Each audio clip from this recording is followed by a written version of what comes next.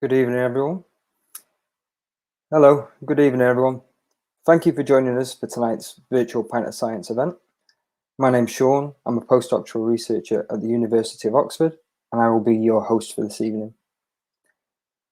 Tonight's event has been sponsored by the Oxford Martin School at the University of Oxford, and we have two great speakers for you. However, to be honest, I have to say that this is quite a strange event from hearing your speakers, because we're much more used to being able to see the audience. So please let us know who's in the comments, who's watching, where you're watching from, just so we know someone's out there. I see there's actually already been a couple of comments. I've noticed a couple from the Northeast. So hello to you and everybody else. The overall theme for tonight's event is sustainable living. So throughout the talks, please feel free to comment about what living sustainably means to you, and if you've recently made any changes to your lifestyle in an effort to be more sustainable. Also, both our speakers will be answering questions at the end of their talks, so please feel free to send in any questions throughout the show, and Hannah and Lewis, our backstage monitors, will do their best to collate them and will put as many as we can to our speakers. You can also tweet throughout the event using the hashtag Pint21. So I think that's enough for me for now, and it's time to introduce our first speaker. So our first speaker is Dr. James Dixon. James initially trained as an engineer at Imperial College London before spending time in industry working with companies such as Rolls-Royce and the UK Atomic Energy Authority. From here, James then took his PhD at the University of Strathclyde and is currently a postdoctoral researcher here at Oxford, where he works in the Centre for Research into Energy Demand Solutions. Hi, James. I will now hand you over to James and his talk, which is titled "Keeping the Car Clean." Great stuff. Can you hear me, Sean? Yep, all good. I'll take it. Nice. Okay.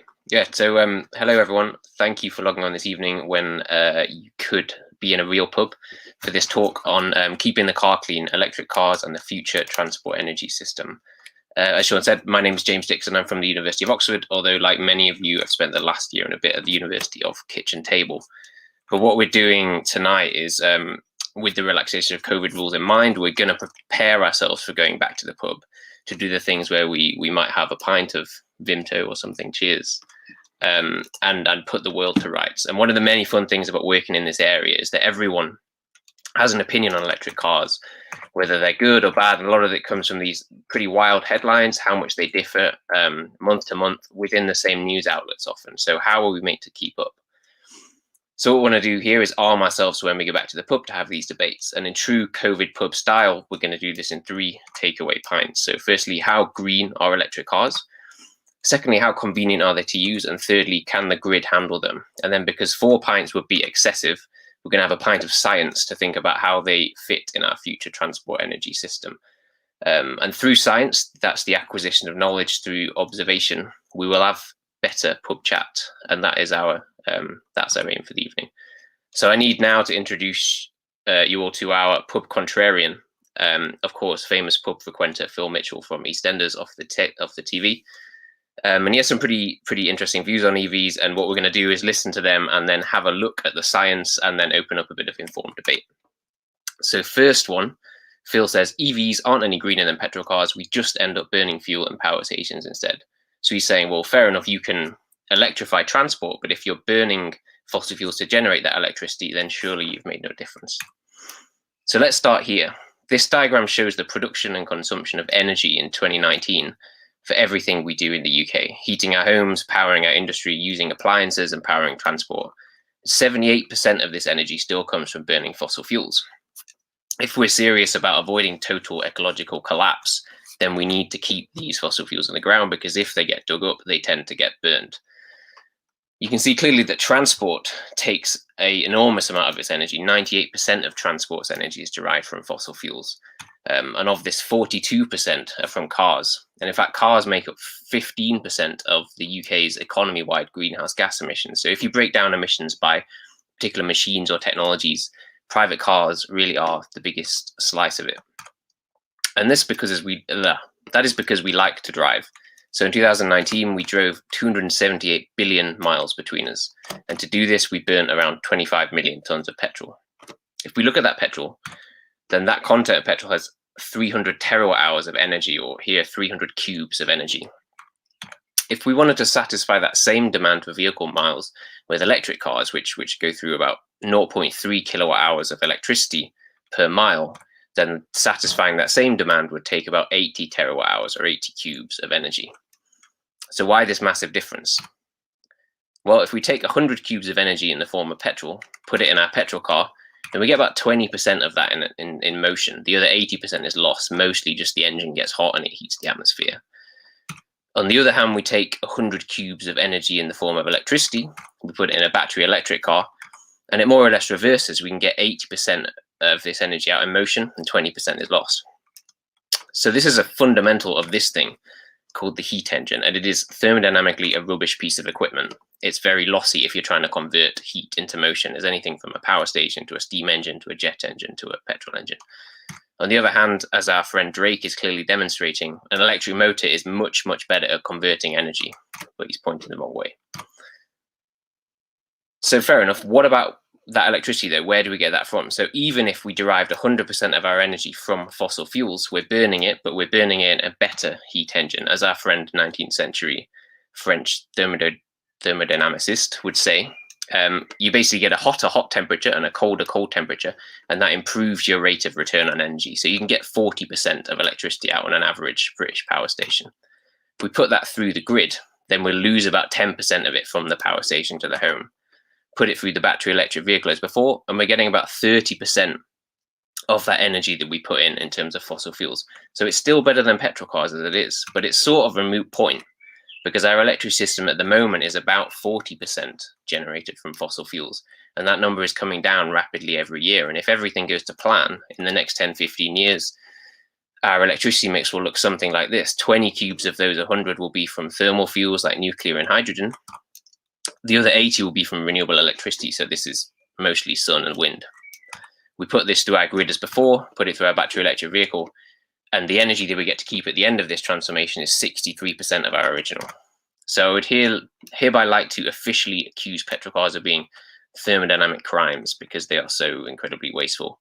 As I hopefully just showed through arrows and memes, we could reduce fossil fuel demand by up to 50% purely by switching to electric powertrains. But if we progress to a renewable mix, then the savings for energy efficiency are pretty enormous. Our second barfly has come in this evening, though, and he's got a point about the energy required for the manufacturing and particularly the batteries. And this is something you hear a lot about. And it's an issue of a lot of contention. So I thought it would be good to clear some of this mud, given that a lot of these players tend to be involved with some pretty vested interests. And this graph I've taken from the reference given at the bottom of the page on the fabulous website, Carbon Brief. And they basically took 20 or 30 industrial and academic studies on the carbon intensity of EV manufacturing, did some really nice analysis and produced these graphs. So I'm just sort of shamelessly ripping them off and referencing them. So the idea is that at the start of their lifestyles, an EV does take more carbon emissions to manufacture than a petrol car, about 50% more. But as these vehicles age and are driven, in this case, it's about 8,000 miles a year on the current GB electricity mix, they gain carbon emissions, if you like, a lot slower than petrol cars, which are actively, as you know, burning fossil fuels. So at the end of their lives, the life cycle petrol car emissions are about 250% greater than life cycle EV emissions. But how do these life cycle emissions compare to other modes of getting around? So taking our 2019 petrol car as our baseline, we can get a 64% thereabouts reduction by moving to a battery electric vehicle. So it's not to be sniffed at. Over the life cycle of the car, we can save 2/3 of the carbon. But what about the other ways of getting people around? We can get much better reductions if we try as much as reasonably possible to move humans around by modes such as bike and train. So, hope you're thirsty. This is takeaway pint number 1. Electricity is a very efficient energy carrier, and so electrification of any demand, including transport, reduces primary energy demand generally by 3 times compared to burning fossil fuels. That is, if you're getting motion from burning those fossil fuels. On the other hand, EVs' life cycle emissions are significantly less than petrol and diesel cars, but they're a lot more than low energy, low carbon transport like cycling and electrified public transport. Okay. But our pub confrontation, the second is here. So the second one is, EVs are too much effort. They'll never take off. Either get me one that charges in 2 minutes like my petrol car, or forget it. It's too inconvenient. So what we're hinting at here is that because electric vehicles represent such a fundamental technology change from petrol cars, we'll never get consumers to take this on. And the idea is that it's just too much of a shift. And on the face of it, we might have a point. So let's look at a Nissan Leaf, which is sort of a kind of standard EV, and a Fiat 500, a standard petrol car. So the Nissan Leaf, we can charge up to 50 kilowatts on its rapid charging setting. On the other hand, if we just look at the amount of petrol going into the tank as we're stood by the pump, we can charge a Fiat 500 effectively 100 times faster. The energy storage is roughly a tenth in the EV than it is the petrol car. But as we said, because this thing is a thermodynamic criminal, the range is only about half as much. The secret weapon, however, is that whereas you can charge an EV whilst you're parked doing something else, you have to actively visit a petrol station to fill up a car. So to look at how these things stack up, we, of course, did some science for these pints. And we took around 40,000 week-long travel diaries from the UK, put them into an algorithm that's designed to find out how EVs would work through those trips on a case where they would seek to minimize the number of charging events they took, and do the same for petrol vehicles. And at the end, what we're getting is the time penalty of all your charging actions, like taking a cable out the boot, but not including charging if you're parked doing something else, like in the supermarket or whatever. So the results for these total time penalties as seconds of penalty per hour driving are summarized in this graph. So where the different colors indicate two types of EV, one with a smaller battery and a slow charger, and one with a big battery and a fast charger, and then a petrol diesel car for comparison. The three clumps of bars on this graph are for the level of access to charging that the driver has. So if you have access to charging at home, then convenience parity, i.e. the difference in convenience between petrol car and EV, is achieved, or minimized, or zero difference rather, is achieved for even the small battery slow charger EV. If you don't but have access to charging at work or public places, then there is a convenience gap to the small battery EV, but the large battery EV seems to work fine. It's if you're relying on this kind of en route charging only method, i.e. you're trying to mimic using a petrol car, going to a place to fill up, where there is this significant difference, and that's just down to sort of the physics, I guess. So in quick succession, because we've broken the seal on pint number 1, we're having takeaway pint number 2. And this says, if drivers have access to charging at home, then budget in quote EVs are already on convenience parity with petrol and diesel cars over the course of a year. If not, you'll need larger batteries and higher charger power and access to park charging somewhere. Luckily for us, this is in line with market trends. So already you look at one EV 6 years later, and its kind of range has nearly tripled in size for the same price. And we're now at the point where the graph on the right shows the growth in public charging points, and we've now got 3 times as many public charging points than there are petrol stations. So the future looks pretty exciting for this.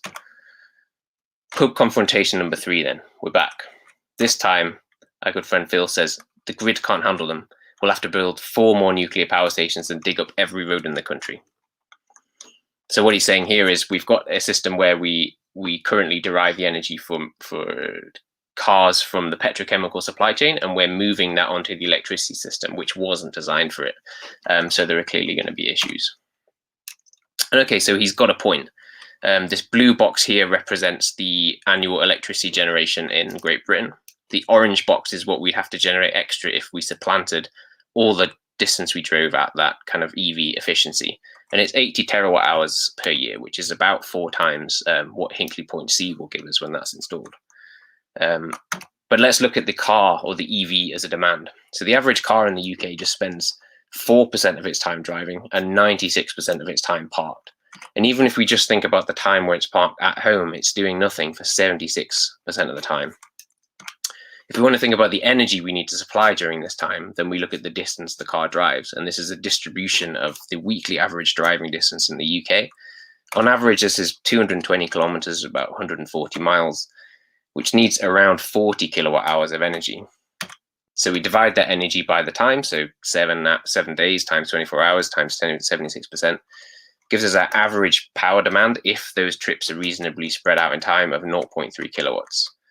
So what we can do with smart charging is take this essentially a high power electrical appliance. Most home EV chargers are rated at 7.4 kilowatts, which for reference is about 3 to 4 kettles into a beer fridge, which is about 0.3 kilowatts, which doesn't seem nearly so scary. And there's obviously a lot of value in having flexible demand when it comes to soaking up additional renewables. But far from being a burden, EVs could also end up as being a resource. So as we know, we're plugging in a lot of variable electricity generation that can only supply us when the wind is blowing or the sun is shining. So we need storage to shift that around in time. Now, an EV is essentially storage. It's a battery on wheels, and it's connected to the grid 76% of the time on average. And so let's suppose we have this EV again with our 40 kilowatt hour battery. Let's say we partition off 10 kilowatt hours, which will give you around 35 to 40 miles of range a day, which is twice the average distance that people drive. You have 30 kilowatt hours spare.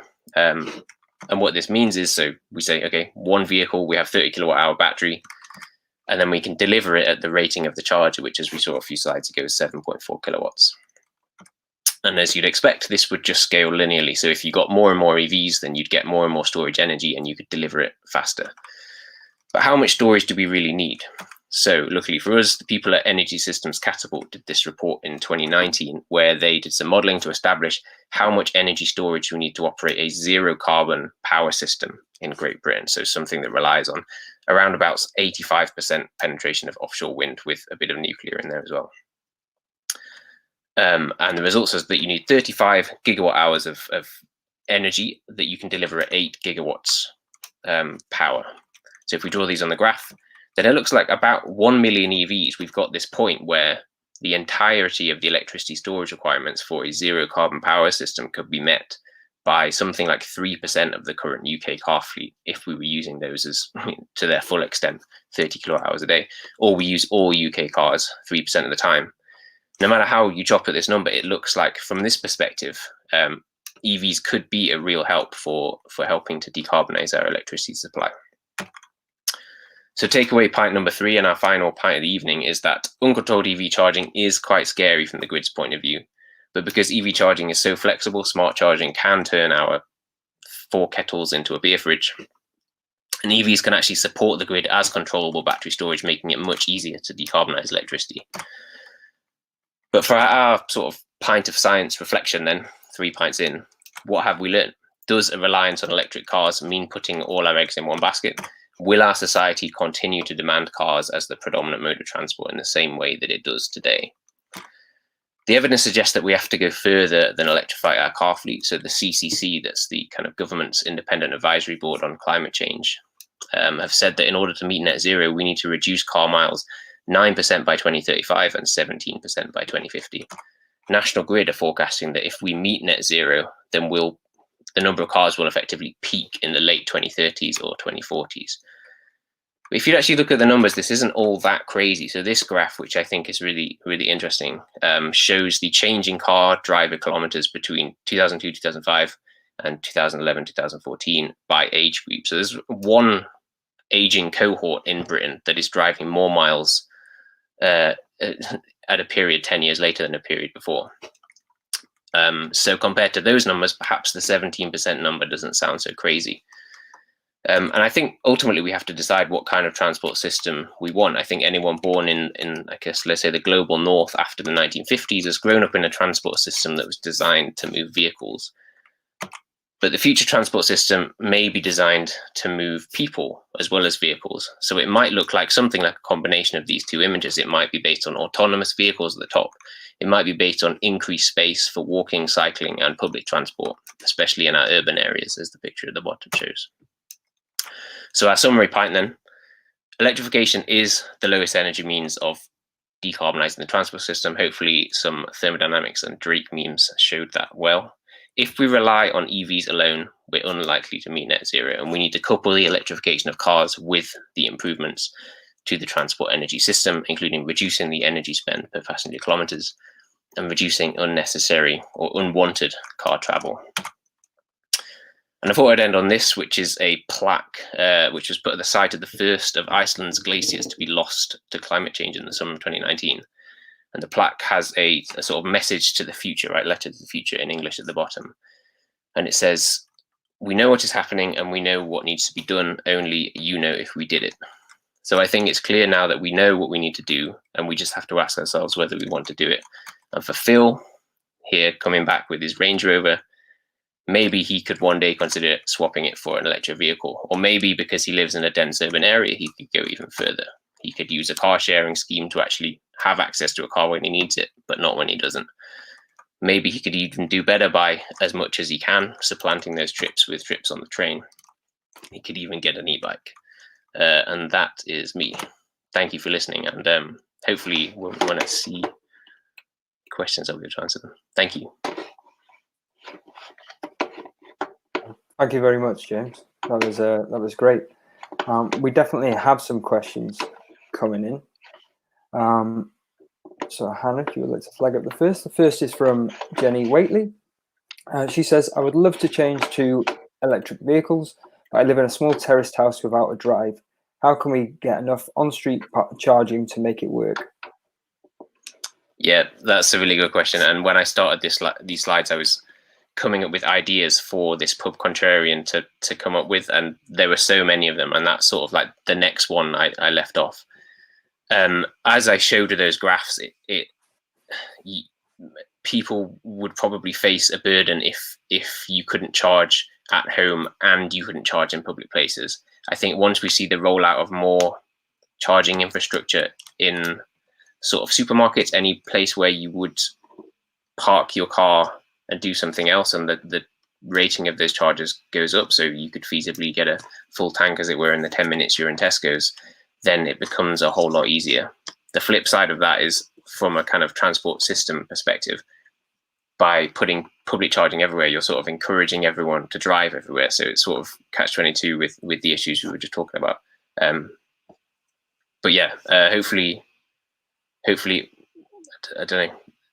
In answer to your specific question, it'd be interesting to talk more about like the convenience of EV drivers. There's some interesting projects at university that are well worth checking out on the internet. There's one called GULO, which is Go Ultra Low Oxford, which is sort of a behavioural study around on-street residential parking in suburban Oxford. Am I right in thinking that the government do offer some kind of subsidies for changing to a home charger as well? And if so, do you think that's enough, or do you think it needs to be more of a full systems change? They do offer, so this is kind of home off-street charging is support with the OZEV grant, Office for Zero Emissions Vehicles. At I think it certainly was £3,000, and that's split between the charger and the car. So a charger will cost you between £300 and £500, I think. Then I think also off-street charging is currently being met by the kind of new government charging infrastructure rollout funds. There was sort of 400 million announced 2 years ago now in the Road to Zero strategy.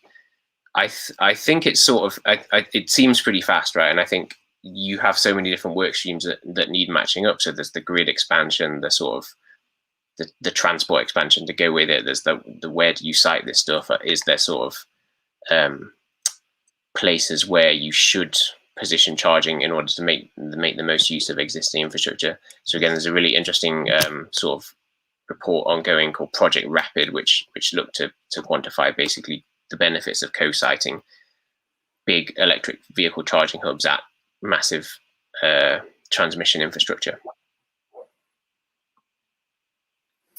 Okay, and then our next question.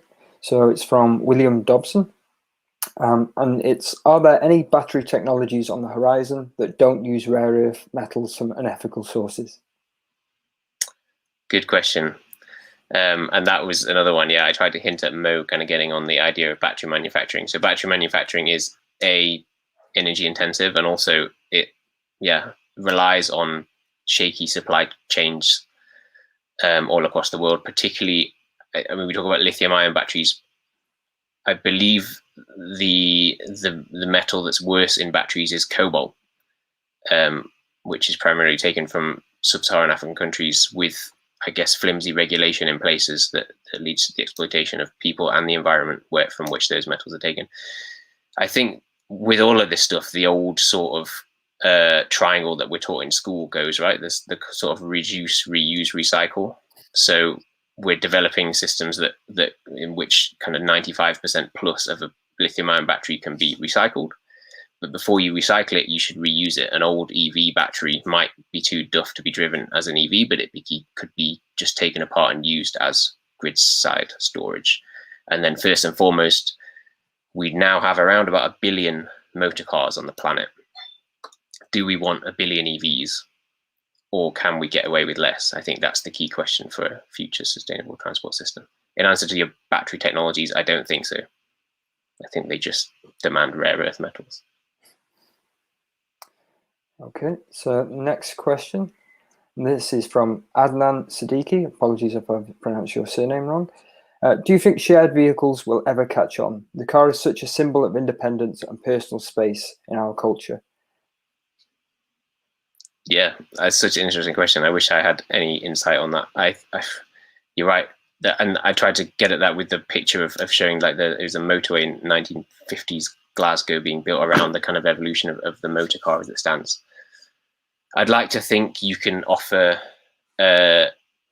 market incentives, at which point, you know, if car sharing were a fraction of the price of owning your own car outright, would it push most people towards that behavior? Would some people still want to own their car as this status symbol, but it's very expensive to do so?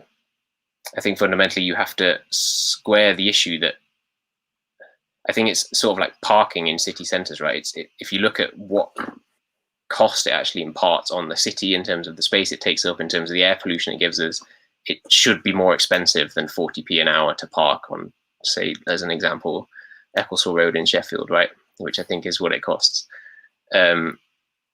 So I think you have to assign costs better in rolling out the kind of future transport energy system. And if sharing cars makes it cheaper for society, then that should be reflected in how much it costs to get on board with one of these schemes, right? Surely if there were things like market incentives, there'd be quite a bit of resistance from the car manufacturers themselves against this.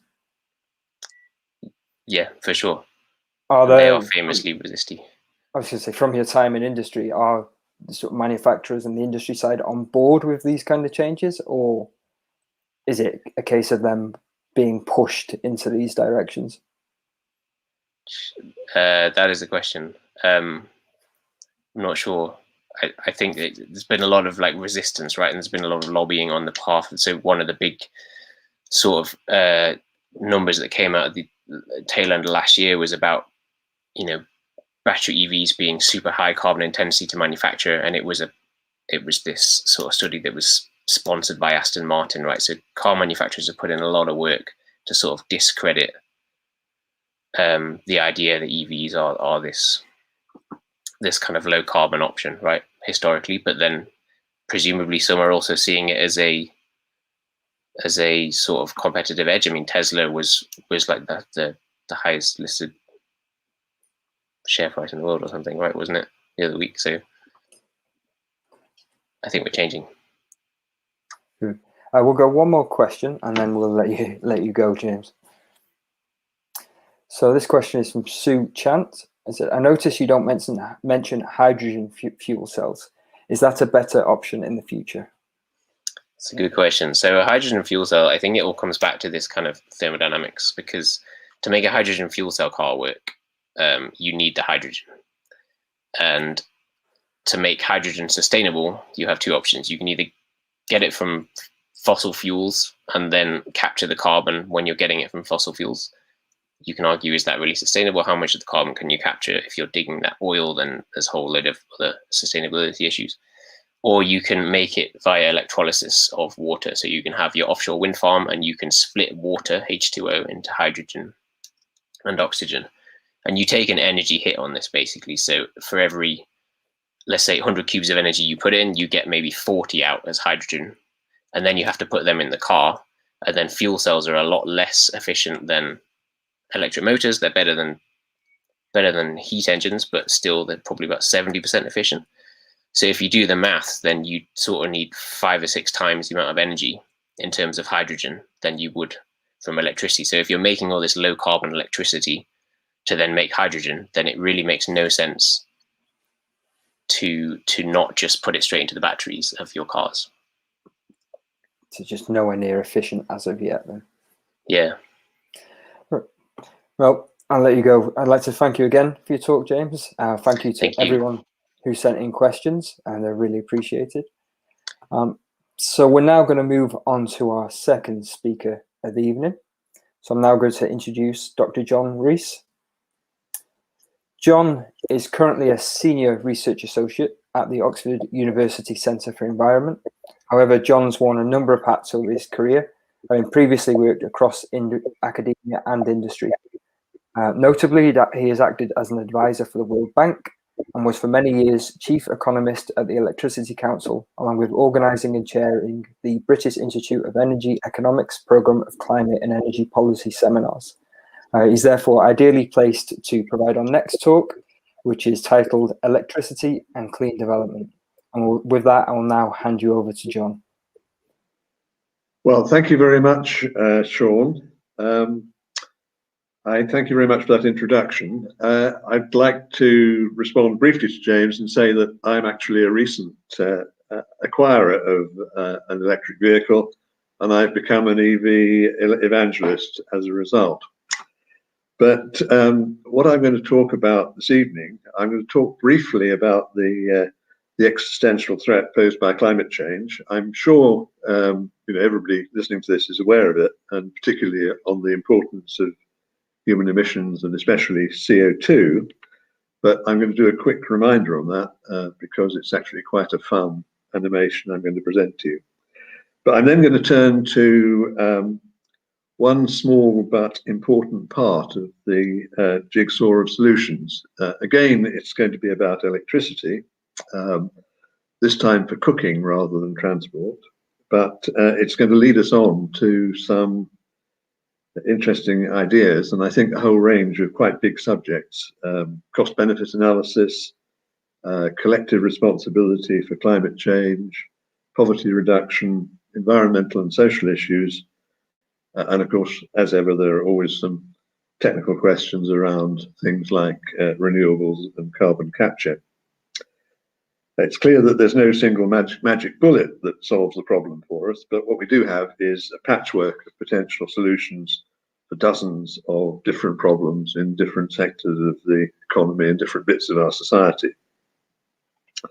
The one I'm going to talk about is one that affects hundreds of millions of people across the world, has massive importance environmentally, but you won't normally hear very much about it.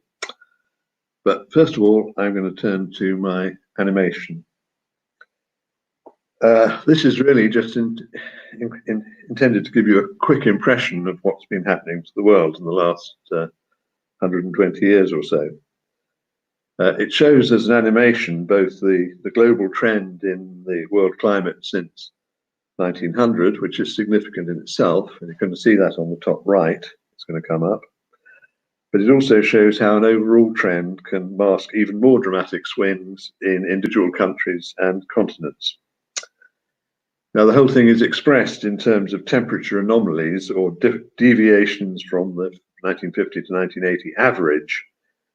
And I've just explained the chart briefly. Right in the middle, you can see the year we start, 1900. Global temperature trend will be up at the top right, as I said. Temperature anomalies moving out from the center, there are 5 concentric rings corresponding to the size of the anomaly from -2 degrees right up to +2 degrees. And you don't have to worry about the numbers because the color of the spokes shows you what's happening. Basically, blue is cold, as you might expect, and red is heating up. So finally, just to note, in case you want to know about particular parts of the globe, going from 12 o'clock, Asia and the Middle East are top right, Africa bottom right, Europe bottom left, and then America's top left. And with that, I'll try and start it going. And as you can see, you'll get periods when particular continents appear to be above or below average. It all progresses quite happily. As we get to the 1930s, you'll see that Europe goes through a very hot spell there, and then as we come into 39-40, cold spell goes on. I can stop this, but it will probably be hard to start again if I do. Again, you can see the excursions happening.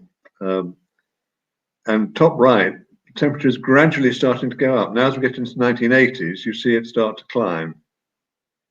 And again, there are particular years which can be quite cool, but it gradually gets hotter and hotter. And it really is starting, I think, by the time we get to 2017, it's starting to look like quite a dramatic change. Now, I love this chart. If you want it, it's produced by somebody called Antti Lipponen, who is a Finnish meteorologist. Oops. But what are we going to do about reducing emissions, and particularly carbon?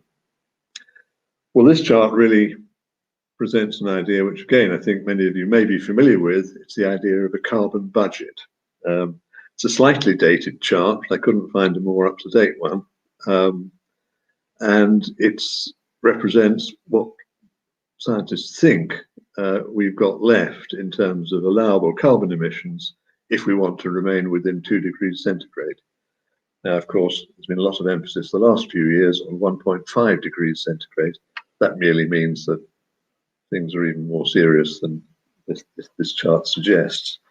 As you can see, historically, it tries to show what's been used of the available carbon budget by date in terms of us, our parents, likely our children, and then what we've got left between now and 2050.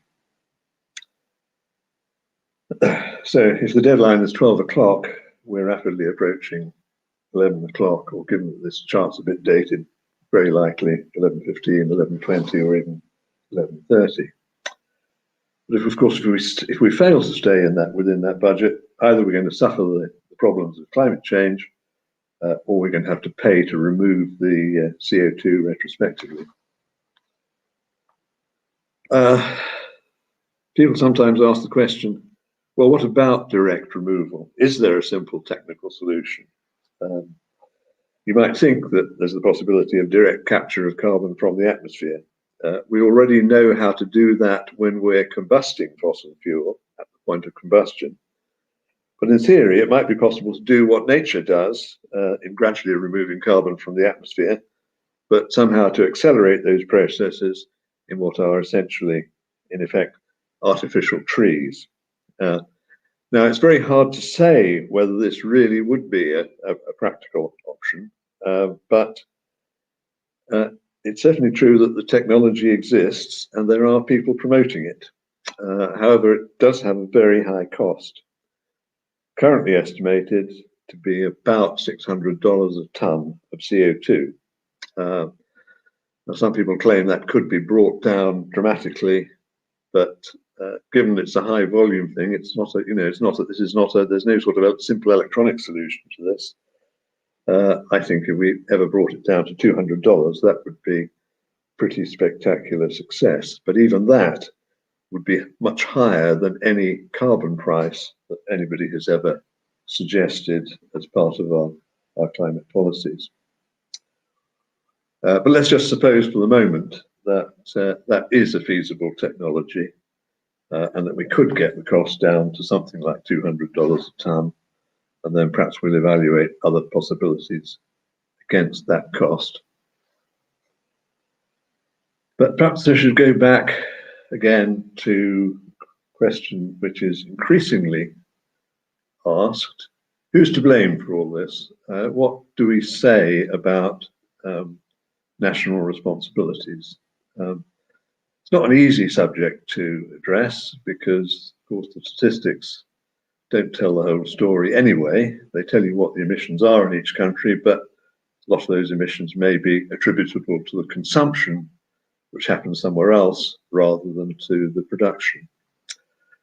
But if you look at sort of current emissions or recent emissions, you can see the big emitter is China, US is second. If you look at historical emissions, it's sort of reversed. USA is the highest.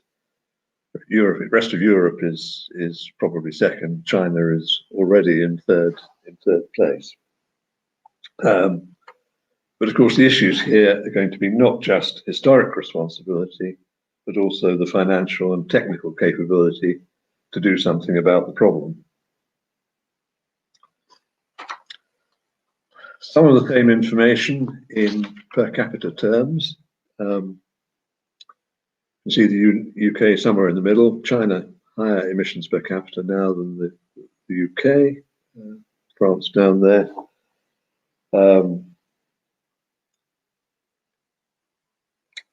But it's clear that it's going to be the larger, wealthier countries that have the most to do, both in reducing their emissions, and they also have the technical means to pay for some of it.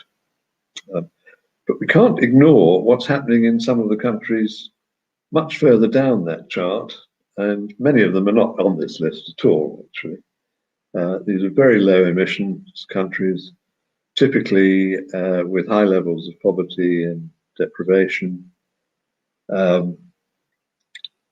But they have a global importance in the climate context because collectively they have very large populations and many of them are undergoing rapid economic growth. So I think it's pretty vital that they leapfrog our technologies and don't progress to becoming high carbon economies themselves. The subject I want to focus on is the use of firewood and charcoal for cooking, which is very widespread in much of Asia, Africa, and South America. Now, wood burning is sometimes seen as a sustainable and therefore an environmentally friendly fuel, mainly because it's not coal or oil. But for a start, it's very often time intensive, as you can see here. It's not actually free, particularly if you take into account the time of women and children, who often get left out of economic calculations. And also there are quite important health issues associated with wood burning, especially for respiratory disease. Sometimes it may actually be sustainable in some sense if the wood is replaced by new growth, but unfortunately that's often not the case.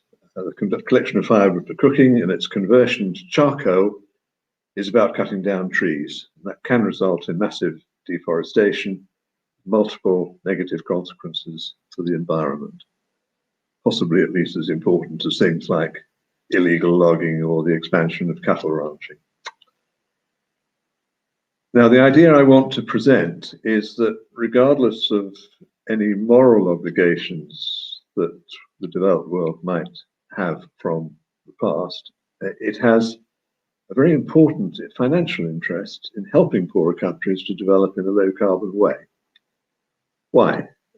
We know that globally we need to get to net zero emissions within a very few decades. If we don't, then either we face the horrors of rampant climate change, or we may have to directly extract carbon dioxide from the atmosphere, which is extremely expensive. Either way, the long-term impact of what we do now is very high. Now, the use of firewood for charcoal is very widespread in the developing world. I want to talk about or showcase a sort of what looks like a viable technical solution and to highlight the case for international support. The potential solution is electrification and its use to replace charcoal or firewood. Now, for the scale of the problem, the World LPG Association estimates that where firewood is the main source of fuel for cooking, it results in an annual consumption of wood per person of about 400 kilograms. That's per person, not per household. I was quite surprised by that figure, but I checked it out against other sources, and it looks to be of the right order of magnitude. Now, that in turn equates to carbon dioxide emissions of about 3/4 of a ton of emissions per person per year. In relation to global emissions with large populations, that's likely to be a huge number. Now, one answer would be to switch from wood or charcoal burning to alternative methods of cooking. Those include things like LPG, liquefied petroleum gas, but also electricity using solar power. If we were able to use renewable energy resources in rural communities and many urban communities in the developing world, then that 400 kilograms of wood could be replaced by about 36 kilograms of LPG, or something less than 500 kilowatt hours of electricity. Now, the reason for that is that LPG is preferable because it reflects the much lower energy density of wood compared to LPG, the moisture content of the wood, the heat loss inefficiency of wood burning, and its lack of controllability. So either alternative fuel, applied widely, would save a great deal in the way of emissions. And for 1 billion people, we might be talking about 750,000 tons of carbon every year, corresponding perhaps to 2% of global emissions from that one measure in Africa alone.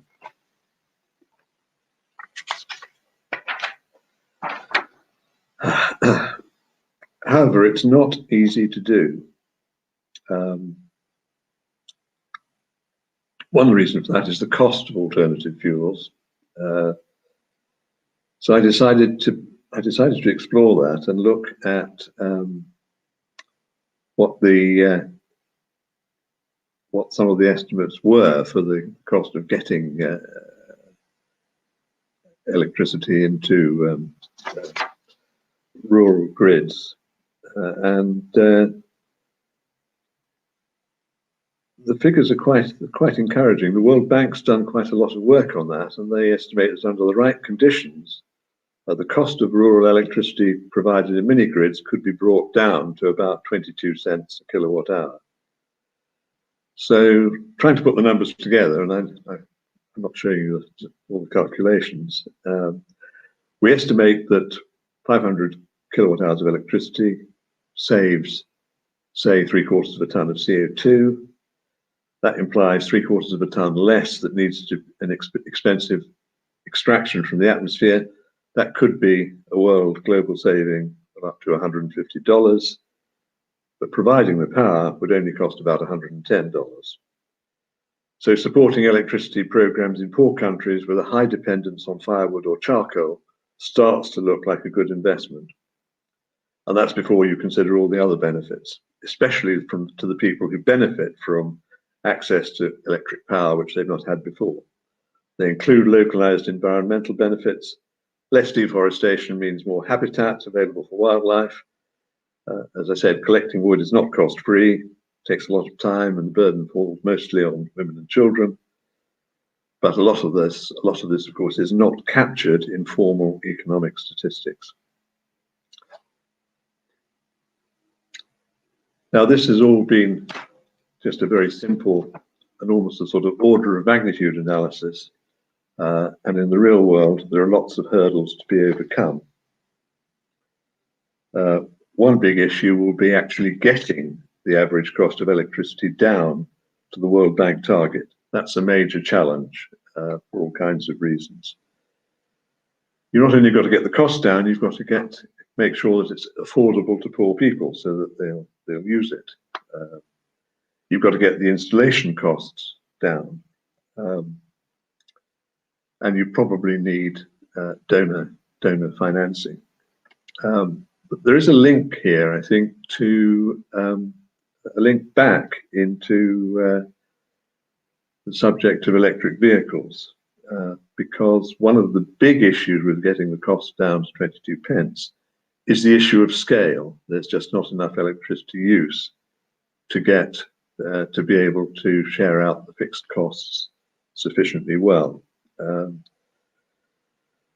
Now, promoting EVs in poorer countries is also therefore a great help.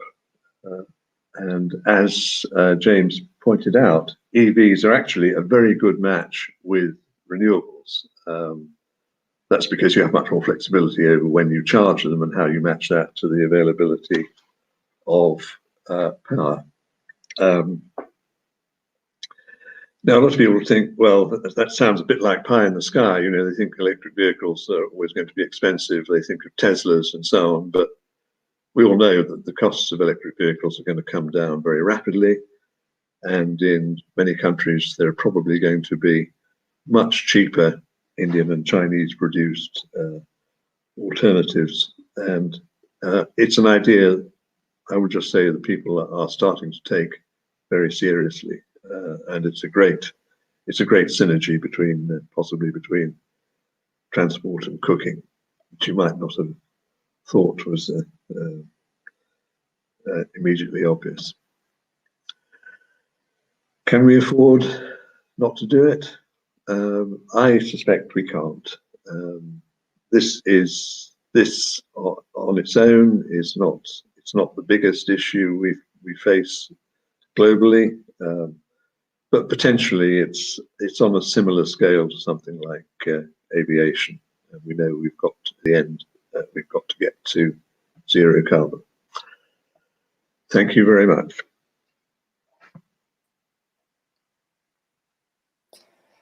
Thank you, John. That was great.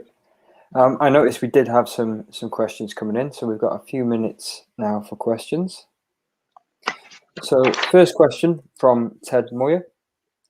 And it is, how do we balance the inevitable rise of per capita CO2 emissions in developing countries with their need for development and modern energy services? How do we develop the... How do we balance the inevitable rise of per capita CO2 emissions with developing countries' need for development and modern energy services? That's a very good question. And that's one of the big challenges. And I think what I'm suggesting here is that this is one part, possibly quite a small part of the answer. I think you have to. You obviously have to take account of the aspirations for higher living standards, and you have to try and help these countries to and encourage them to go for low carbon solutions. Where does the responsibility for that fall, John? Like who is sort of overseeing this, and sort of, is it a case of all countries banding together, or? Well, I think this is, I mean, in a sense, this is what COP26 and Paris are all about. I think the reality is that, and this is not to do with any sense of blame or moral turpitude or anything else, but the reality is that an awful lot of the finance has got to come from the developed world and the wealthier countries. And that's what an awful lot of the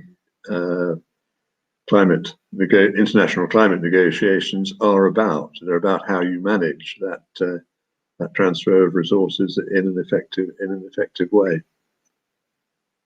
Okay. So our next question is from James Wilson, and there was some recent news about the CO2 impact of removing natural peat from moors for compost. What is the environmental impact of these other factors besides energy production? Peat is not it's not my special subject, but I was aware in my previous career of just how much peat was used in Ireland, for example, in peat-fired power stations. Peat-fired power stations are just about as bad as you can get environmentally. So they would be ahead of coal, in my view, in terms of things to phase out as rapidly as possible. That's fair enough. So our next question then, I think it's coming from Simon Milner, and is, what is the impact of greatly increasing production of solar panels and batteries on production and energy use and materials?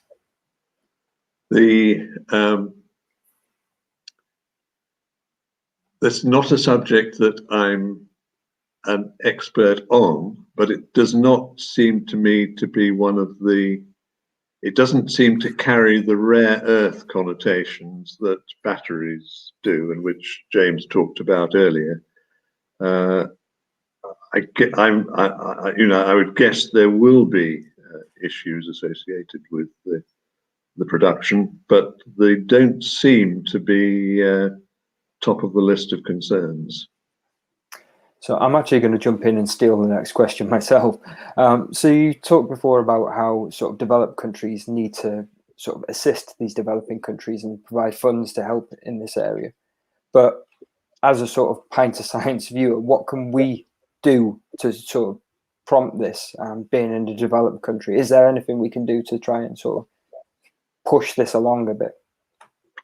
Well, you can only, all you can do, the biggest thing you can do as an individual citizen, of course, is to push your elected leaders to elected leaders to to point in that direction. I think it's very difficult to say what we can do personally or individually, except, I guess, in the general sense, by example. I mean, if we're expecting poor countries to be low carbon as they get wealthier, then it's pretty important that we demonstrate that we're at least doing our bit and making drastic reductions in our contribution to greenhouse gases. So just lean on those in power and try and do our own small part. Yeah. We've got time for one more question and then we'll let you go. So last question is from Tina Green. It says, what about mini nuclear reactors per locale? I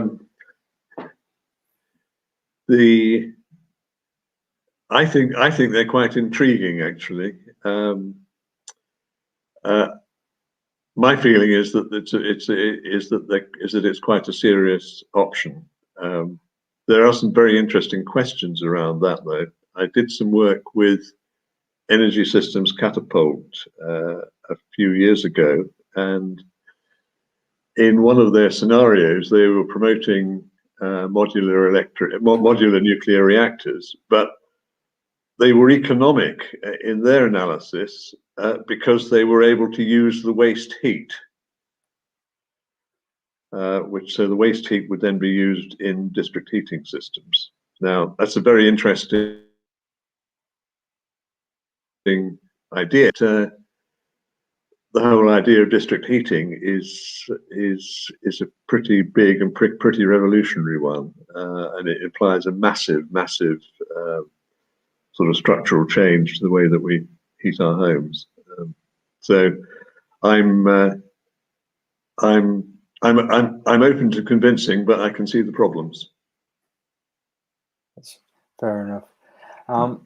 So I'll let you go now, John. Thank you very much again for your talk and for answering all our viewer questions. Thank you very much. That's actually the end of tonight's Pint of Science event.